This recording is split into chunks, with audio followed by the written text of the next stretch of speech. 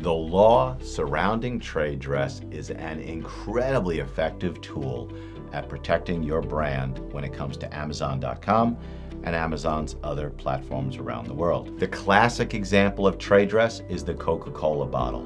The shape of the Coca-Cola bottle and the texture of the Coca-Cola bottle clearly indicate to consumers around the world that the beverage contained in that bottle is in fact Coca-Cola and not some other brand.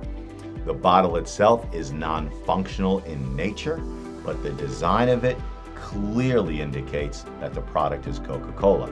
There are other brands as well that use trade dress protection specifically to stop unauthorized sellers on Amazon.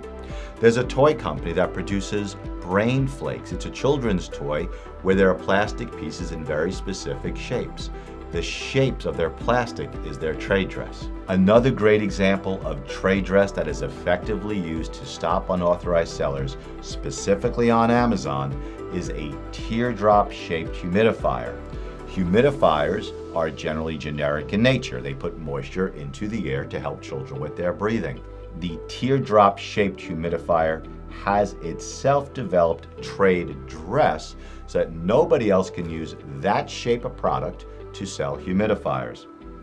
Last but not least, the Beauty Blender Sponge. It is an egg-shaped fuchsia textured sponge in a clear cylinder packaging, and all of these different aspects have given Beauty Blender strength in the marketplace to enforce its trade dress and stop other people and companies from infringing upon its intellectual property rights. Your product may or may not involve certain trade dress.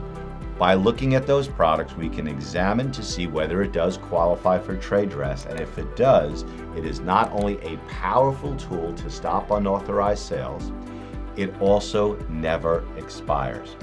If you'd like to learn more about how your products may be able to employ the theory of trade dress to stop unauthorized sales on Amazon.com, contact us and we will schedule a meeting.